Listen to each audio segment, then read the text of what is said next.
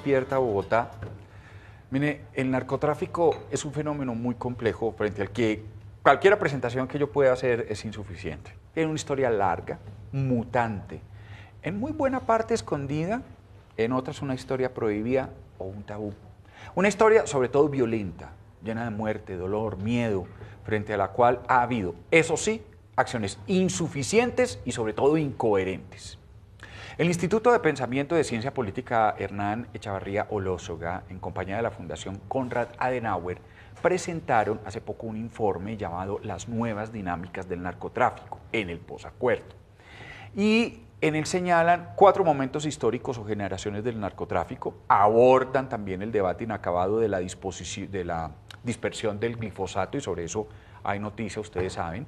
Ponen el dedo en las llagas, en la llaga sobre las fallas del Programa Nacional Integral de Sustitución de Cultivos de Uso Ilícito. Se preguntan también por la actualización pendiente del Estatuto Antidroga y por esa espada de Damocles, que es la descertificación por parte de los Estados Unidos. ¿Cómo entender entonces y enfrentar las nuevas dinámicas del narcotráfico? Bueno, esa va a ser nuestra conversación de hoy. Nuestro invitado es Carlos Augusto Chacón, él es director académico del Instituto de Ciencia Política de ese instituto, Hernán Echavarría Olózoga. Él es abogado, magíster en Seguridad y Defensa Nacional, magíster en Estudios Políticos e Internacionales, especialista superior en integración, es escritor y ponente en diversos eventos nacionales y en el mundo también, y docente universitario. Doctor Carlos Augusto, un placer, ¿cómo está? Muy bien, muchas gracias por la invitación. Buenos días a todos. Buenos días. Empecemos hablando de historia. Ustedes hablan de 4 momentos generales del narcotráfico como lo hemos vivido nosotros en nuestro país. Yo me imagino que el primero es años 80 y terminó hacia el ¿qué? 90 y algo, mediados de la década del 90. Del 90, sí. Cada momento ha estado marcado por la forma en que la estructura y el negocio del narcotráfico se va adaptando. Y en los periodos en que entiende que el accionar del Estado para combatirlo se vuelve más eficaz, entonces el negocio gira, el negocio se adapta. Hemos dicho, ellos sí han aprendido. Ellos aprenden permanentemente. Ellos sí aprenden las lecciones. Y desde luego la entrada en escena de las organizaciones criminales, de las estructuras criminales, de las insurgencias, el control que tomaron las insurgencias, los momentos también políticos de nuestra vida nacional. Pero primero es el momento primero, ustedes lo hablan, los grandes carteles sobre todo el cartel de Medellín y el cartel de Cali.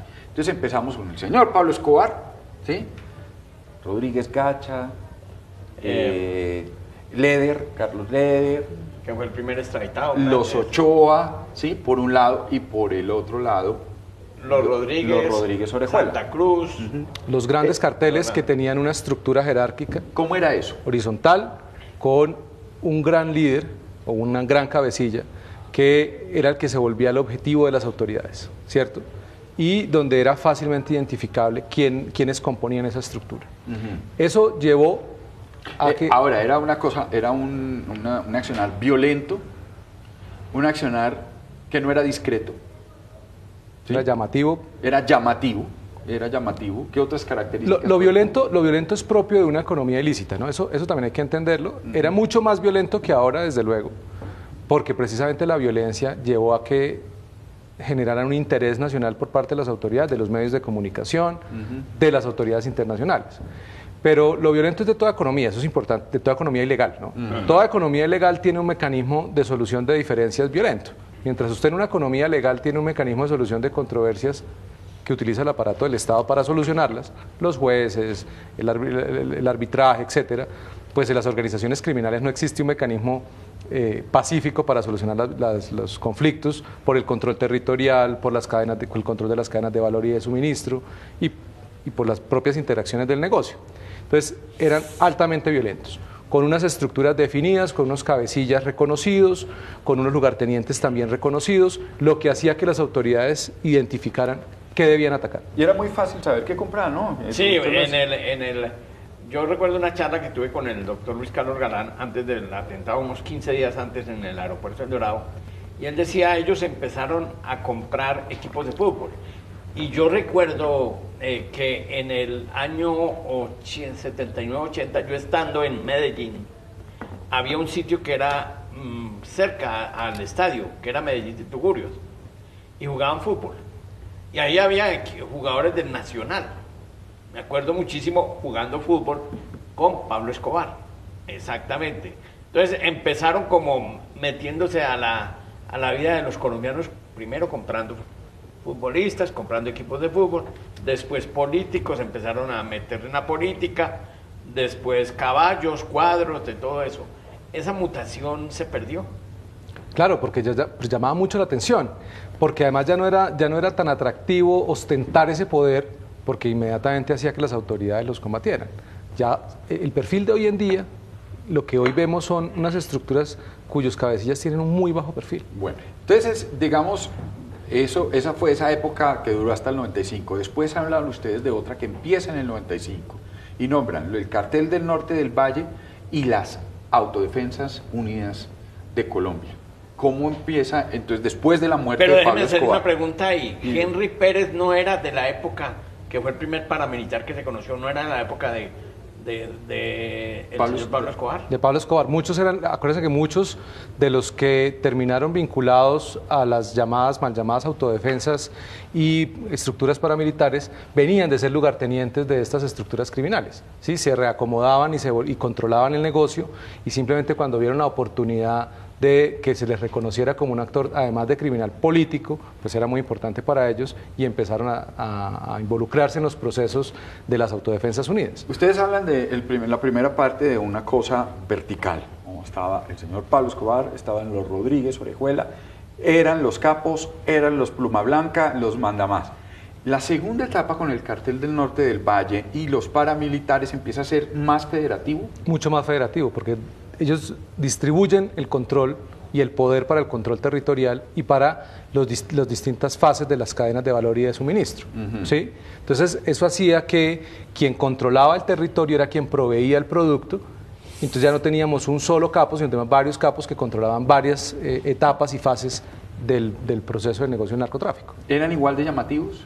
Muchos sí, muchos lo eran, y eso hacía que las autoridades los identificaran, ¿sí? La compra de carros lujosos, de caballos de paso fino, de arte, las fiestas, etcétera. O sea, acuérdense que aquí... Los grifos de oro...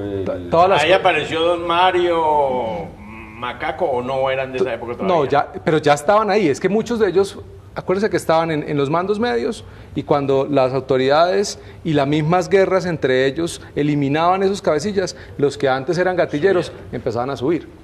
Eso fue más o menos hasta el 2008. Y en ese momento entra una nueva generación marcada por las bandas criminales, las famosas BACRIM. ¿Cómo fue ese cambio y por qué se dio? Pero además de las BACRIM, acuérdense también el proceso de las FARC, ¿no? El gran control que tenían las organizaciones guerrilleras de izquierda, que controlaban, ya no solamente brindaban protección, sino ya controlaban, desde los 90 empezaron a controlar el negocio y la producción de la hoja de coca y la producción de cocaína. Y las bandas criminales, que son estas otras estructuras que se derivaron del acuerdo con las AUC, con los paras, pues nuevamente estas estructuras que no se acomodaron al acuerdo y que prefirieron seguir controlando el negocio del narcotráfico. ¿Sí? Entonces es la dinámica de las estructuras criminales, son estructuras que se han visto fortalecidas cuando tienen una gran capacidad militar, son fácilmente identificables, luego a subestructuras que tratan de pasar más desapercibidas ante el lente de las autoridades. Sí. Pero esas BACRIM nacen de la caída del paramilitarismo en la negociación. Claro, de esos grupos que decidieron no someterse a la justicia, de no entregarse, y prefirieron mantenerse en el negocio del narcotráfico. Ahora, desde la primera generación hasta ese momento, ha seguido una manera de acción que consiste en comprar políticos y vincularlos a los altos organismos del Estado. Congreso, cuando recuerde usted la famosa frase cooptación del 35% de Francisco Santos. El 35% es paramilitar del Congreso. Claro, muchos congresistas fueron investigados por sus vínculos con estructuras criminales, pero no todos terminaron procesados efectivamente y culpados ante la justicia, vencidos en juicio. Es decir, investigar no es lo mismo que condenar. Pero más allá de eso, efectivamente, el negocio del narcotráfico tiene un incentivo perverso, y es que contamina la política, promueve la corrupción, de la clase política, de la clase dirigente, no solamente a nivel nacional, sino a nivel local, porque necesitan el control del aparato del Estado, necesitan los recursos del Estado, necesitan controlar el territorio y a la población, y para eso tener el control de las entidades públicas a través de los políticos, pues es muy importante, y eso lo hacen, y por eso ellos le inyectan dinero a campañas. Aquí hubo campañas presidenciales que fueron financiadas por organizaciones criminales. Hablamos de el principal cargo de elección popular del país, del Poder Ejecutivo, estuvo permeado por los dineros del narcotráfico, eso no hay que olvidarlo, ¿sí? Y de ahí para abajo, pues el Congreso, las alcaldías, las gobernaciones, etcétera, gobernadores abiertamente vinculados con estructuras criminales, los llamados paramilitares en la costa, etcétera, que veíamos gobernadores capturados porque tenían vínculos directos en Santander, en el norte del país, donde además esas gobernaciones se ponían al servicio de los cabecillas, es decir, la Secretaría de Salud estaba en manos, la Secretaría de Infraestructura estaba en manos de estas organizaciones y ponían gente ahí que les permitía a ellos movilizar recursos, lavar dinero, plata, controlar la contratación pública, controlar a la población, es que eso es muy importante. Sí. O sea, para ellos el control no es solamente del cultivo como algo por allá perdido en las montañas, sino es controlar también, tener control social, ejercer control social. Las maneras de transportar, antes de que entremos a la actualidad, esa droga, el principal mercado, Estados Unidos y Europa. Se transportaba en un principio, recuerdo yo, a través en el avión, en las avionetas, sí, las avionetas. Las mulas tragándose. Las mulas todavía, ¿no? Todavía ¿Han cambiado, han variado en el tiempo? Claro, o sea, pasamos de esas avionetas y esos vuelos clandestinos a los semisumergibles, ¿sí? Colombia fue el primero en inventarse los semisumergibles, fíjense en ustedes. Incluso fue el primero en tener una legislación para que lo que se hacían las interdicciones marítimas no terminaran en un rescate en alta mar, porque incluso eso pasaba. Los narcotraficantes hundían los semisumergibles y los tenía que rescatar la Armada y no los podía procesar porque era un rescate en alta mar. Luego la legislación permitió que si se comprobaba que eso era un semisumergible lo que ellos hundían, pues se les podía procesar. Muchos países de la región se copiaron de esa legislación en buena hora, porque ya los semisumergibles salían de Perú, salían de Ecuador, de la selva peruana. Ha cambiado. ¿Sí? ¿Es cierto que uno de esos semisumergibles puede valer hasta $2 millones? Claro, porque imagínense ustedes, es un aparato que va semisumergido, como lo dice su nombre, que no lo detecta el radar. El más reciente que capturaron tenía 9 toneladas de cocaína. ¿Sí? Entonces, y se permiten hundirlo y aún así sacarle provecho al negocio. O sea, fíjense ustedes, hundir un semisumergible, perder $2 millones tranquilamente ahí y aún así sigue siendo rentable. Con 9 toneladas sigue siendo rentable. Claro. ¿A dónde llegan? ¿A dónde llegaban? ¿En qué puertos exactamente? No, eso ha ido variando, ¿no? Entonces en Centroamérica se volvió también un escenario de control de las economías ilícitas vinculadas al negocio del narcotráfico. Entonces varios países centroamericanos se volvieron el punto de llegada, pero además de los países centroamericanos, Venezuela también se convirtió en un punto de salida de la droga colombiana, es decir, de distribución de la droga colombiana. Entonces, por el Pacífico y por Venezuela tenemos abiertos 2 frentes, desde donde sale todo el narcotráfico, tanto para Estados Unidos como para Europa, y para el norte, para el sur de África, etcétera. Empecemos a hablar ahora de la actualidad, que puede ser desde el 2017 hasta hoy. ¿Qué características tiene ese negocio? Se ha complejizado muchísimo el problema del narcotráfico. Entonces, tenemos más toneladas de coca, es decir, entre el 2013 y el 2018 pasamos de 80.000 a 210.000. Las toneladas de cocaína, ya llegamos a casi 900 toneladas de cocaína, es decir, una producción y en cultivo que han crecido exponencialmente. Eso hace que nuevas organizaciones entren en la escena, nuevas organizaciones criminales del control territorial. Los incentivos perversos que se crearon con el PENISC, porque decirle a la gente que le vamos a pagar si usted radica, el mismo gobierno de Juan Manuel Santos y funcionarios y el mismo Juan Manuel Santos reconoció que había sido un error crear un incentivo tan perverso en ese sentido, porque lo que hizo fue decirle a la gente anticipadamente, si ustedes tienen cultivos de coca les vamos a pagar porque los erradiquen. ¿Sí? Siempre lo paga después. Siempre lo paga después erradicarlo y además le pagamos por eso. Los acuerdos del gobierno Santos con las FARC-EP pues también tienen un lenguaje perverso, entonces acuérdense que según esos acuerdos se llaman los cultivos de uso ilícito, o sea, lo que es ilícito es su uso más no el cultivo. Eso dificulta el combate a ese problema, al problema del narcotráfico. Es decir, los acuerdos de paz, o los llamados acuerdos de paz, que son en realidad los acuerdos entre el gobierno de Juan Manuel Santos y la FARC-EP, son unos acuerdos que generaron una serie de incentivos que llevaron, y con la evidencia, como lo demuestra la evidencia, a que creciera el cultivo de coca y la producción de coca, y a que además nuevas estructuras tomaran el control territorial donde se está produciendo y ejercieran violencia.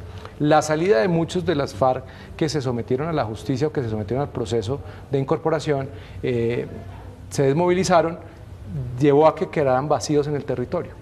Esos vacíos los han llenado distintas estructuras, incluidos los carteles mexicanos que ya están en Colombia, que diversas organizaciones ya dan cuenta de cómo están operando en Colombia los carteles mexicanos, ya no solamente para controlar la distribución, sino para controlar la producción.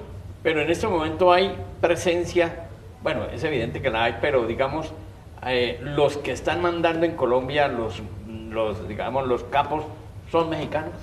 Muchos capos mexicanos son los que están encargados de controlar ya el negocio.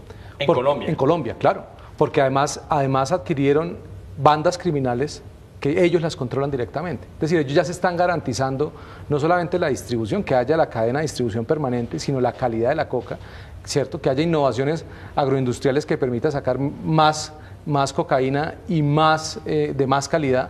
Y ellos la controlan y controlan todo el proceso y tienen a sus organizaciones, a sus estructuras criminales, a sus GAO, a su GEDEO, a sus grupos armados organizados o grupos delincuenciales organizados que les ayudan a controlar el territorio. El gobierno nacional ha negado que en Colombia funcionen los carteles mexicanos. ¿De qué manera han encontrado ustedes en sus investigaciones que están funcionando esos carteles de acuerdo con lo último que usted nos acaba de decir? Diversos informes de inteligencia del gobierno de Estados Unidos, del gobierno mexicano y de organizaciones de estudios en Colombia, Insign Crime, la revista Proceso, Stratford en Estados Unidos, dan cuenta de cómo las organizaciones mexicanas tienen presencia en Colombia para controlar el negocio del narcotráfico. Déjeme decir una cosa que me parece curioso, uno viendo lo que está pasando en México con lo que pasó en Colombia, México como que está atrasado 20 años con nosotros. Ellos viven la violencia de los 80. Exactamente. Ellos están en este momento comprando equipos de fútbol, comprando políticos, todo. Nombrando directamente a los políticos, sí. El gobernador de... Digamos, están todavía atrasados en la provincia, en eso. El alcalde. Entre comillas. Claro, porque el Estado no ha sido efectivo en la lucha contra el narcotráfico. Y esas estructuras ya controlan territorios completos, totalmente. O sea, aquí no hubo una ciudad que ustedes dijeran, no, es que toda una ciudad o todo un departamento está controlado desde el gobernador, el alcalde, el jefe de policía, totalmente por el narcotráfico. Había políticos, había sectores que tenían vínculos con organizaciones del narcotráfico, pero no al nivel de lo que pasa en México. ¿Sí? Pero además esa relación no es nueva, esta es una relación desde los 80 vienen las relaciones con los carteles mexicanos, pero además con otras estructuras criminales, es que el negocio del narcotráfico es un negocio globalizado. Sí. Entonces, entender que las nuevas dinámicas del narcotráfico tienen nuevos actores, nuevas estructuras, nuevas formas de operar. Hezbollah, por ejemplo, que es una organización de Medio Oriente, terrorista, una organización de crimen organizado transnacional, es la que se encarga de hacer el lavado de activos. Se especializó en el lavado de activos. El Estado Islámico. Pero sobre todo Hezbollah. Es que Hezbollah después de las FARC era la tercera organización mundialmente más rica por sus vínculos con el narcotráfico y con diversas economías ilegales. ¿Sí? Una estructura que en Colombia estaba. Ayman Yuma, uno de los principales lavadores de plata del narcotráfico y de las economías ilícitas, que mandaba plata al Líbano, operaba en Medellín de la mano de la oficina de Envigado con los carteles mexicanos. ¿Sí? O sea, entender esas nuevas dinámicas del negocio del narcotráfico como un negocio global con actores criminales globales es muy importante. No se puede pensar que aquí se trata solamente del ELN y de unas disidencias de las FARC y de unas BACRIM. Son unas estructuras, no les ponga nombre, son estructuras criminales, redes criminales. Porque el Estado Islámico, cuando hablaba en el norte del África, permite entonces el paso de unas rutas, cobra, por supuesto, cobra también por proteger esas rutas en las autoridades y de esa manera también se está lucrando y de esa manera financia pues su accionar. Usted ¿por qué si los carteles mexicanos tienen ya pueblos, provincias dedicados a ellos, siguen pensando en Colombia? ¿Por la calidad de lo que se produce acá? Primera pregunta. Segundo, ¿es cierto que están queriendo trasladar, por lo que se vive en Colombia y por la lejanía, por un sitio mucho más cercano como podría ser, diga usted, Guatemala, Honduras. Pero es que nosotros tenemos la mayor producción. La geografía que dificulta el combate, más los incentivos que se han creado en los últimos años que han permitido que el cultivo y la producción crezca, pues para ellos es un negocio muy atractivo. Es que piénsenlos en términos de negocio, ¿sí? En esos países centroamericanos pequeños, de fácil control territorial por parte de las autoridades, es muy difícil que un negocio de estos prospere. En Colombia, además, la calidad de la producción de la coca pues es mucho más alta que en cualquiera de esos países. Entonces, tienen de dónde tener la materia prima a bajos costos, de alta calidad, y para ellos el suministro y el control del suministro pues es bastante fácil porque lo controlan Pero ellos. ¿llegará un día en que la inversión la hagan en otros países o allá mismo? ¿O ya la tienen aquí clarita? Yo creo que está bastante claro por ahora acá, digamos, en la medida en que crezcan además el accionar y la efectividad de las instituciones del Estado y les dificulte a ellos el negocio, van a tener que buscar otros escenarios. Y en Colombia, hoy en día, ¿cómo se está lavando el dinero? Porque es que uno no nota... Cuando hablábamos ahora del cartel de Cali, el cartel de Medellín, uno más o menos sabía por dónde iba el agua al molino. Pero hoy en día, yo no sé si ¿cómo se llama la palabra? Mimetizan. Se mimetizan más en ciudades grandes o en ciudades, hay ciudades más pequeñas del eje cafetero donde se ve mucho progreso, que la gente dice que cómo progresó. Digamos, ¿cómo se está mimetizando ese tipo de los que llamamos en nuestra época, ¿cómo era que llamaban? Los jíbaros y los de menor rango. Antes la plata se traía en las mismas avionetas donde se llevaba la droga, sí, ¿cierto? Hoy en día estas estructuras criminales, estas organizaciones criminales ya no están pagando en muchos casos en efectivo el cargamento, sino lo pagan con contrabando. Están lavando el dinero del narcotráfico, lo están lavando a través del contrabando. Entonces le ponen usted vende 9 toneladas a México, los mexicanos le pagan el valor de ese producto en contrabando de cigarrillos en China, y ese contrabando entra a Colombia, se lava el dinero, unas cajetillas muy baratas, ¿cierto? Lavan el dinero, mucho ese contrabando va a Ecuador y regresan esos dólares por vía Ecuador y le ganan además al encaje bancario. O sea, es decir, las operaciones de lavado de activos es donde está el corazón del combate, es decir, como dicen los americanos, follow the money, siga el dinero. La pista está en seguir las grandes cantidades de dinero que entran producto del negocio del narcotráfico y acabar las estructuras legales e ilegales, porque acuérdense que ellos utilizan empresas legales para lavar el dinero, como tú lo llamas, mimetizarlo, para meterlo al mercado legal, para hacerlo legal, ellos utilizan empresas legales, ¿sí? Entonces eso es lo que hay que identificar. ¿Quiénes son los beneficiarios finales de todo el proceso de lavado de dinero? ¿Quiénes son las grandes empresas internacionales que se están prestando para esas operaciones de lavado de dinero? Eso es lo importante de identificar, ¿sí? Combatir, no se trata aquí de combatir al que cultiva la hoja de coca, ¿cierto? Con toda la mano dura y olvidarnos de lo que pasa en el resto de la cadena del negocio de narcotráfico, especialmente los que se están viendo directamente más beneficiados del negocio. ¿Cómo operan acá los carteles mexicanos? Usted nos hablaba como de 2 tipos de personas que llegaban, efectivamente no solamente el matón, sino unas personas con mucha preparación, muy bien educadas en universidades, con un gran conocimiento de negocios, que entran a mirar esto no como un asunto de matones, para eso hay otros, sino como un asunto exclusivamente de negocio. Sí. Claro, entonces ustedes tienen los mexicanos, los carteles, los que vienen de los carteles mexicanos a montar el negocio, ¿sí? A controlar el negocio, la compra de la producción, garantizar la calidad, todo el tema del pago, y los que vienen a garantizar el control social a través del uso de la violencia, que no lo van a hacer ellos directamente, pero son unos tipos muy violentos. La revista Procesos de México lo relata así. Entonces son personas que saben ejercer la violencia para el control social, no lo van a hacer ellos porque ponen el foco de las autoridades, pero lo que van a hacer es contratar estos grupos delincuenciales organizados o grupos armados organizados para que se encarguen de ejercer la violencia.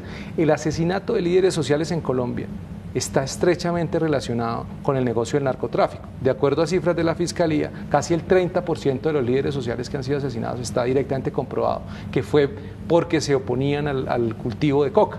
Entonces ahí uno puede empezar a entender muchas dinámicas de lo que ha sido el postacuerdo, ¿sí? Cuando efectivamente hay unos grupos que se llaman ahora las disidencias y otros más exactamente, que se están están arrebatándole al Estado con dinero contante y sonante, mientras un Estado es paquidérmico y tiene todas las dificultades políticas, incluso para llegar, y las disposiciones pues, de este gobierno ya las conocemos frente a eso, frente a la implementación de todos los posacuerdos y la lucha de frente para lograr un posacuerdo versus unos carteles que están contratando con dinero en efectivo, ¿sí? Que le están dando plata a unos mercenarios, y por eso podemos entender entonces las dinámicas hoy del postacuerdo. Es que es una economía ilícita, la principal economía ilícita del mundo, y después la minería ilegal. ¿Sí? Colombia enfrenta dos economías ilícitas, con unos incentivos perversos que se crearon con el acuerdo entre el gobierno de Juan Manuel Santos y las FARC-EP. Esos incentivos, la prohibición del uso de la aspersión aérea con glifosato, ¿cierto? La erradicación forzosa que ha venido en este gobierno, en el actual gobierno, ha aumentado bastante, pero que sigue siendo insuficiente porque estamos hablando de más de 210.000 hectáreas. Por las dinámicas del cultivo de coca, donde llegan las autoridades, controlan el territorio, hacen control territorial, hay erradicación, pero inmediatamente eso no quiere decir que ya de ahí hay resiembra en otros territorios, porque la fuerza pública no puede hacer un control del 100% del territorio colombiano. Entonces, hay unas complejidades del proceso sumado a los actores que están vinculados en eso. ¿A qué se refiere usted con los incentivos perversos, con las negociaciones con las FARC? Pues es que mire, el PENIS generó unos incentivos perversos para que se cultivara coca. Esto es lo de usted, los cultivos que usted destruya, nosotros se los pagamos. Nosotros se los pagamos. Entonces en eso también, lo que usted nos había dicho, mucha gente sembraba, no vendía y después también le cobro por destruir y me voy para otro lado y hago lo mismo.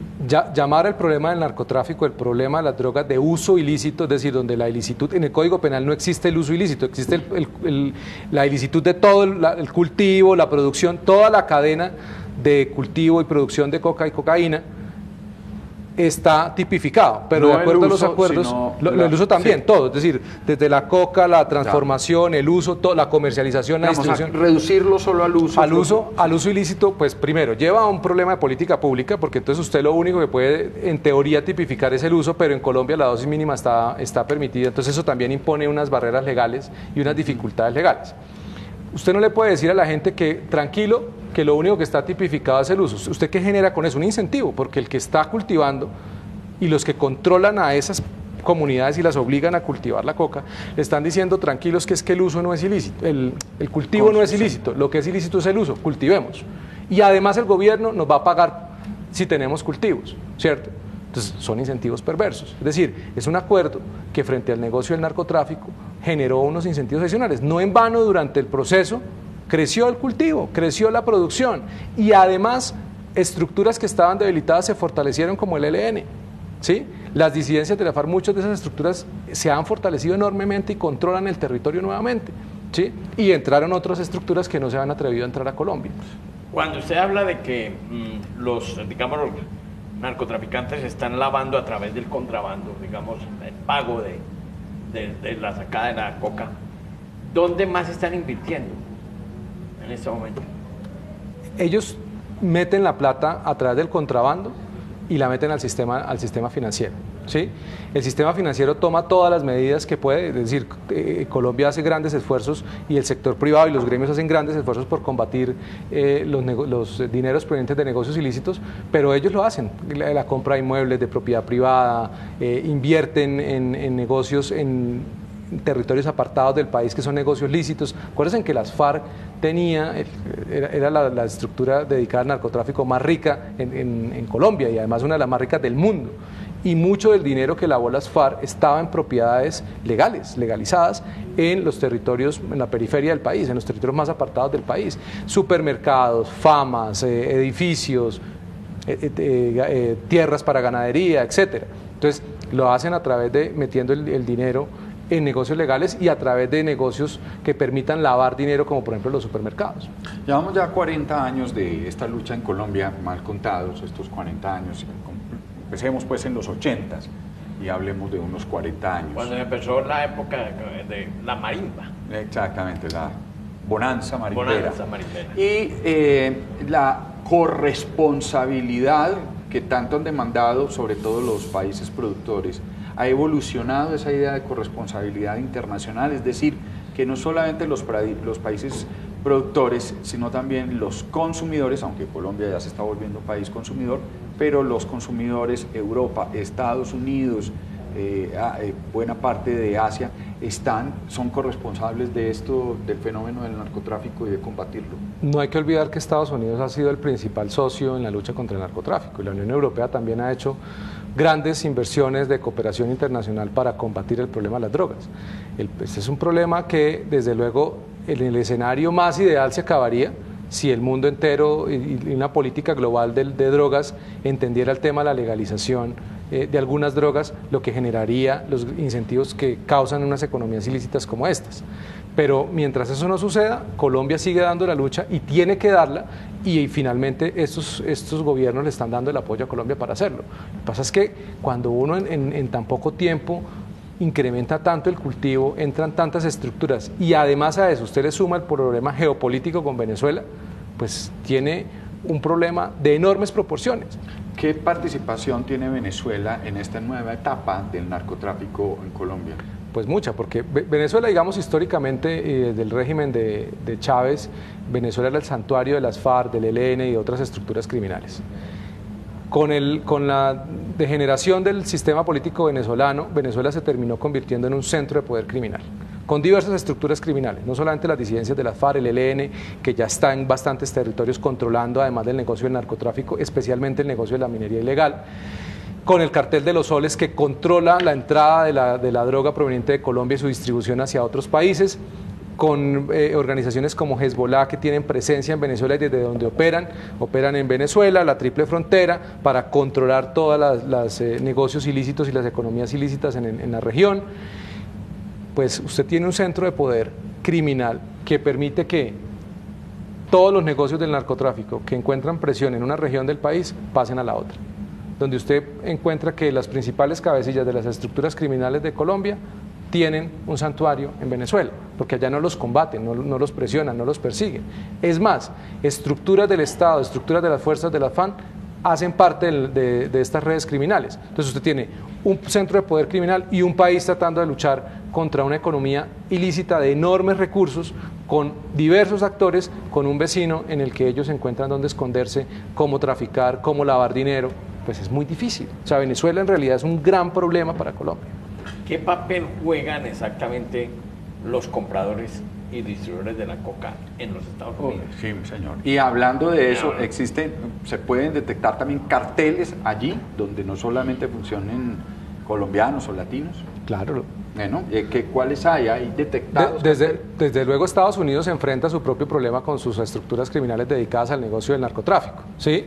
Y ellos hacen los esfuerzos por combatirlos y tienen un sistema judicial y un sistema penitenciario que garantiza las penas y la efectividad de la justicia. El problema es que cuando uno en Colombia únicamente tiene presos a los que, como usted los llama, los jíbaros, ¿cierto? Cuando las cárceles están llenas de jóvenes por el consumo de droga o por la distribución al menudeo de droga, lo que llamamos entonces el microtráfico, pero los grandes cabecillas, los grandes responsables de estas estructuras no están presos, y si terminan esos procesos para ponerlos, para capturarlos, la extinción de dominio es muy lenta, terminan con beneficios y subrogados penales, pues es muy difícil tener un incentivo negativo que le diga a la gente, oiga, no se meta en esto. En Estados Unidos existen, desde luego, porque es el mercado, es donde está el mercado, pero el gobierno de Estados Unidos hace lo propio para combatirlo. Lo que pasa es que combatir el narcotráfico es una tarea titánica de proporciones muy grandes.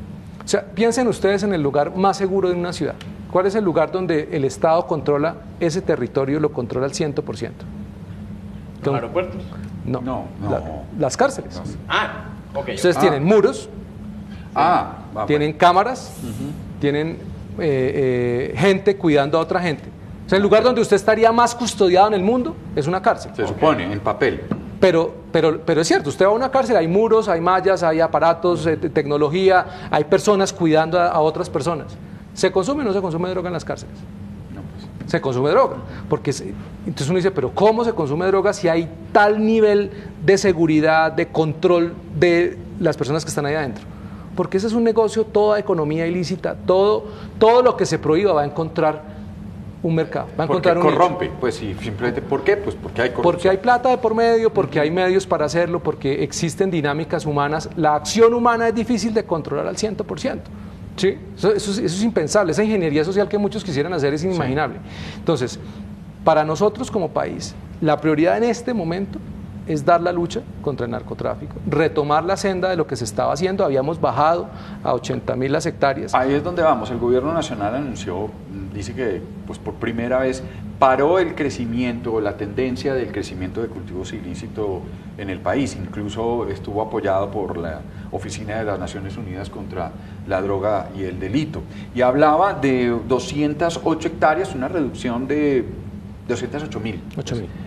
Una reducción de 60.000 en este año. 60.000 este año, exacto, digamos, no muy grande, pero sí efectivamente, bueno. Muestra que ya está. Pues esperemos a ver si hay tendencia al año entrante, ¿no es cierto? Si se marca una tendencia, digamos, las curvas son así, ¿no? No necesariamente uno indica que porque baja. Ya no es así, sino así. Vista en el tiempo, sí, exactamente. Por otro lado, los críticos de ese proceso dicen, bueno, y se habla entonces de el glifosato nuevamente, ante dos tendencias muy grandes. La que dice que cuando se suspendió el glifosato los cultivos siguieron creciendo, y la otra que dice el glifosato no es lo suficientemente efectivo, con la desventaja de el gran costo en la salud y en el medio ambiente. Esa discusión, ¿cómo va y qué piensa el instituto? No hay una solución mágica para el problema de las drogas. ¿Sí? El glifosato es una solución que demostró ser efectiva. Desde luego tiene implicaciones. Ahora, varias consideraciones. La primera, muchos de los estudios que se utilizaron para tomar las decisiones de política pública y judiciales que se tomaron son estudios que tienen sesgos de confirmación. Hay un estudio de Daniel Rico muy interesante que demuestra, y otros autores, que demuestran cómo las fuentes de estudios científicos que basaron las decisiones judiciales son estudios que están sesgados y además tienen sesgos de confirmación. Existen otros muchos estudios que demuestran que eso no es cierto, pero además porque no todos los cultivos de coca, valga señalarlo, están cercanos a poblaciones, ¿sí? Muchos están en territorios muy apartados que pueden ser fácilmente asperjados con el glifosato, ¿sí? El problema además es que si usted prohíbe el uso del glifosato legal, el uso del buen glifosato, lleva a que se tenga que usar glifosato de mala calidad, glifosato chino, que es altamente tóxico y que genera problemas para la salud. Lo preocupante en un artículo de Semana está también de Daniel Rico, que dice es, si utilizan ese glifosato chino, los policías que están haciendo la fumigación con el glifosato manual van a tener enfermedades, ¿sí? Porque ya el glifosato de Bayer no lo están vendiendo, porque eso tuvo un costo reputacional para la empresa, pues no se está desgastando en eso. Nosotros necesitamos tener acceso a un buen glifosato y hay que hacerlo. Ahora, siguiente tema, existen mecanismos para garantizar, como los drones, ¿cierto?, que tienen imágenes de alta resolución, para garantizar que los efectos del glifosato y verificar cuáles son los efectos del glifosato, de la disposición de los residuos del glifosato para que no terminen en fuentes hídricas, para que no terminen en cultivos legales. Eso se puede hacer, existe la tecnología para hacerlo. El problema es que si se sataniza el glifosato y se dice no se puede usar glifosato porque es altamente tóxico, pues hay que entrar entonces a considerar, ¿efectivamente es tóxico? Existen los estudios en Colombia, por eso ordenaron que se hagan los estudios para verificar su impacto, porque los estudios son estudios de terceros, ¿sí? Entonces hay que hacerlo. Y no toda correlación existente entre el uso del glifosato y enfermedades implica causalidad. Eso es importantísimo saberlo. O sea, no quiere decir que porque haya una correlación entre una región donde se hizo aspersión con glifosato y hay unas enfermedades, quiere decir que es producto de ese uso del glifosato. Entonces, hay unas consideraciones de tipo científico que se tienen que tomar, unas consideraciones de tipo tecnológico que se pueden implementar en política pública, pero hay que darle una solución de más alto impacto al problema de los cultivos de coca. Cuando se habla de la posible legalización, ¿eso podría bajar la presión sobre digamos, las muertes, las inversiones, todo? Si es posible que una legalización, que a propósito hoy va el expresidente Sampera a la JEP a hablar de legalización de... Claro, digamos la legalización como una de las maneras de combatir la violencia. La violencia, sí. Claro, porque ya pasa de ser una economía ilícita con todas las externalidades que generan las economías ilícitas, la violencia, la corrupción, a una economía lícita. una economía que se puede hacer seguimiento de lo que está pasando en esa economía, puede tener supervisión, puede tener una regulación mínima que permita garantizar la calidad para los consumidores, etcétera. Con esto no quiero decir que estemos promoviendo el consumo de drogas, para nada. Eso sí quiero dejarlo muy claro. Lo que quiero decir es que la legalización ayudaría a tener un mayor control sobre el problema de las drogas. Ya hay países que han experimentado el tema de la legalización y les ha dado muy buen resultado, además con tendencias que demuestran que baja el consumo. ¿Sí? Portugal, estados como Oregón, lo que pasó en Uruguay. Existen países donde ya se ha intentado la legalización y ha dado buenos resultados, porque los incentivos que hay para promover el consumo ilícito disminuyen. Usted tiene una tienda donde sabe que usted va y compra, es seguro, pero además la plata que usted se gastaba en el combate ahora se la gasta en la prevención, entonces usted hace todo un acompañamiento psicosocial para que la gente entienda los efectos que tiene el consumo de drogas sobre la salud humana. Eso genera una dinámica totalmente distinta y ya no lo controlan organizaciones criminales, lo controla de alguna manera el Estado en la medida en que tiene cómo regularlo y unas empresas privadas dedicadas a competir con calidad, con innovación, etcétera. Dentro de eso, la reciente discusión y prohibición de consumo de la dosis mínima en parques, bueno, no, digamos en dos partes distintas. Uno, efectivamente, en el espacio público cercano a los colegios. Eso, pues, yo creo que hay muy pocos enemigos de esta idea. Lo mismo, pero hablo en todos los parques o en todos los lugares públicos de la ciudad, incluyendo parques. ¿Cómo lo ven ustedes? ¿Es efectiva o es, digamos, un canto a la bandera? Pues eso tiene que ver con la responsabilidad también de las personas frente a terceros, ¿no? Es decir, no se trata solamente porque quisieron caricaturizar el debate con el tema de los niños y decir que era ridículo decir que los niños y los papás frente a los niños consumen alcohol o cigarrillo. No es solamente los niños, es cualquier persona. Si usted consume una sustancia psicoactiva que genera perjuicios, usted no tiene por qué hacerlo delante de un tercero, usted puede hacerlo en un lugar donde ningún tercero lo tenga que ver, ¿sí? Es decir, esto también tiene que ver, cuando ustedes pasan por ciertos parques de Bogotá donde se fuma marihuana, ¿sí? En la 70, arriba de la Caracas hay uno donde permanentemente ustedes pueden pasar y todo el tiempo huele a marihuana, todo el tiempo. ¿Por qué yo, que soy un ciudadano que no consumo drogas, tengo que soportarme el olor a marihuana? ¿Sí? Eso tiene que ver con un tema de corresponsabilidad y cultura ciudadana. Es decir, en esto hay otras implicaciones, no solamente el tema de los niños, que desde luego hay que protegerlos, pero eso se trata de que los terceros no tenemos por qué presenciar eso y no tenemos por qué ver eso. Así como se prohibió el consumo de los cigarrillos en espacios públicos, pues uno no entiende por qué en ciertos espacios públicos se tiene que permitir el consumo de drogas. Le quiero preguntar ahora por el Estatuto Antidroga. Ustedes hablan de la necesidad de adaptarlo, ¿no?, a las necesidades actuales. Ley 80 de 1986. Es que fíjese la época en la que fue expedido el estatuto. Más de 30 años. Entonces ya hemos hablado de cómo ha cambiado las estructuras, las dinámicas de las estructuras del narcotráfico, cómo ha cambiado el negocio, cómo han cambiado los que están involucrados y cómo la legislación necesita adaptarse a estas nuevas realidades. ¿Sí? Cómo el Estatuto Antidroga tiene que dar respuesta a esto. Hay dos escenarios importantes en materia legislativa. Colombia tiene que promover nuevamente el diálogo global en la lucha contra las drogas, eso es muy importante, para evidenciar lo que ha sido efectivo y lo que no, y para ayudarle al país a que las respuestas institucionales se adapten a las nuevas dinámicas del narcotráfico. Y segundo, el estatuto. El Congreso es el escenario para dar este debate. Muchas de las decisiones de política pública no pueden seguir quedando en manos de las Cortes, tienen que darse en el escenario que por naturaleza institucional y constitucional está para eso, que es el Congreso de la República.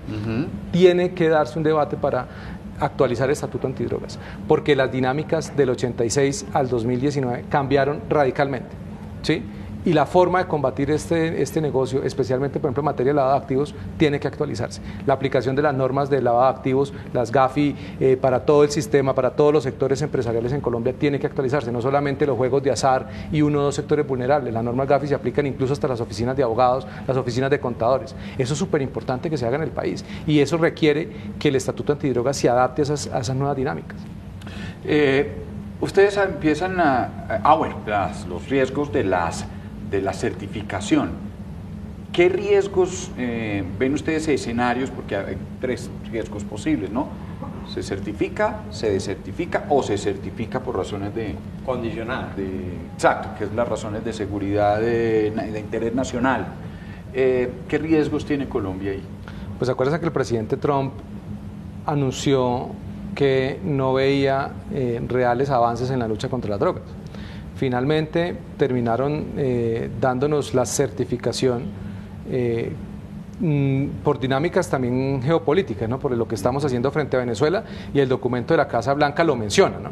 Dice que además Colombia, que es un aliado en lo que está pasando en la región, especialmente con Venezuela, y porque se demostró que desde la llegada del gobierno Duque se habían hecho esfuerzos por la erradicación, o sea, hay una visión de que el gobierno está comprometido con eso. Sin embargo, eso puede cambiar cada año, ¿sí? Y corremos el riesgo de que frente a la crisis de los opioides, en una etapa electoral, en una etapa de mucha turbulencia también política en los Estados Unidos, se decida desertificar a Colombia, ¿sí? Se le quite la confianza a Colombia y se diga que Colombia no está luchando lo suficiente y no está lo suficientemente comprometida. Eso tiene impactos muy graves para nuestro sector productivo, ¿sí? Porque incluso el gobierno Trump podría imponer tarifas. Es decir, estamos también en un escenario de incertidumbre en la política estadounidense y no sabemos qué pueda pasar si consideran que no estamos haciendo los esfuerzos suficientes. Entonces, es mejor que demos la lucha y que estrechemos las relaciones de cooperación con los Estados Unidos, porque necesitamos también de la alianza con ellos. Esto es innegable, esto va más allá de cualquier discurso ideológico en contra de los Estados Unidos. Estados Unidos ha sido un aliado de Colombia y gracias a esa alianza, gracias al Plan Colombia, logramos diezmar a las FARC, logramos diezmar a otras estructuras criminales, logramos enfrentar unos problemas institucionales y políticos muy graves producto de la violencia ejercida por las insurgencias que se nutrían o que se nutren del negocio del narcotráfico. Y necesitamos que Estados Unidos confíe en nosotros. Y finalmente yo quisiera hablar de unas recomendaciones que ustedes hacen, particularmente concernientes al Congreso de la República, y hablan de la necesidad de debates técnicos, no politizados. Sí, el tema, por ejemplo, del glifosato.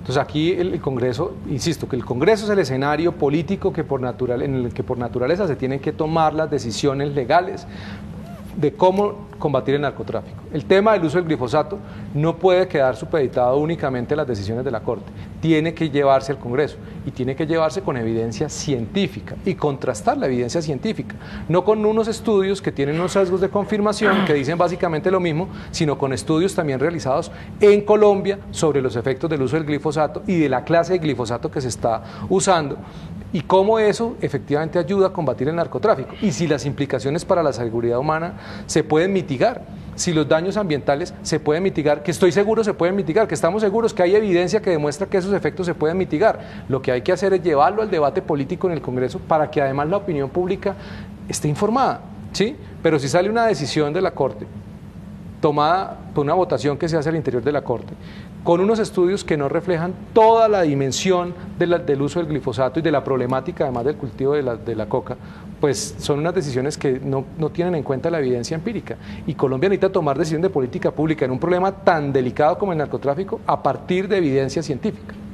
Pues profesor Carlos Augusto Chacón, director académico del Instituto Hernán Echavarría Olózaga, muchísimas gracias por esta hora con nosotros, dando ustedes los resultados de ese estudio, de ese trabajo que hicieron. ¿En cuánto tiempo? ¿Quiénes lo hicieron? No, este es el resultado de una mesa de expertos que hicimos en el marco del observatorio legislativo que tenemos nosotros con la Fundación Konrad Adenauer.